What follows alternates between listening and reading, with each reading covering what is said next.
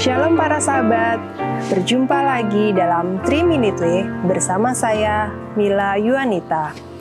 Di video kali ini kita mau berkenalan dengan Santo Athanasius dari Alexandria, yang namanya kita peringati setiap tanggal 2 Mei. Athanasius dilahirkan di Alexandria, Mesir pada abad ke-3 Masehi dan ia wafat pada tanggal 2 Mei tahun 373. Athanasius mendapat pendidikan yang baik, termasuk pendidikan Yunani, filsafat, retorik, hukum, dan ajaran agama Kristen. Para gurunya menanamkan dalam diri Athanasius rasa hormat akan nilai-nilai rohani. Tidaklah heran, di usianya yang ke-21, Athanasius telah menjadi diakon dan menjadi sekretaris uskup Alexandria. Athanasius ditabiskan sebagai uskup agung Alexandria ketika usianya masih belum 30 tahun. Santo Athanasius adalah seorang santo terbesar dan tergagah sepanjang masa. Ia disebut sebagai Soko Guru Gereja, Bapa Gereja, dan pembela iman Kristiani yang paling gigih yang pernah ada. Ia membaktikan seluruh hidupnya untuk membuktikan bahwa Yesus adalah sungguh Allah.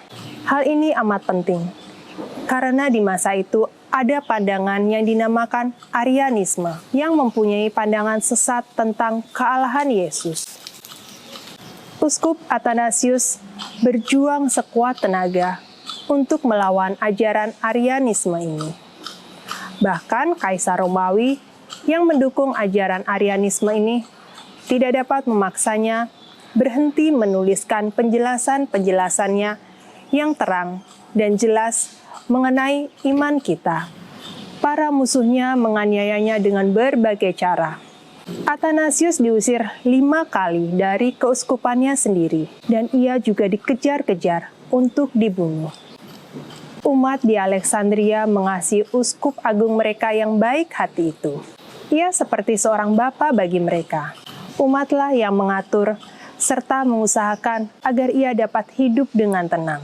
Ia menghabiskan 7 tahun terakhir hidupnya dengan tenang bersama mereka.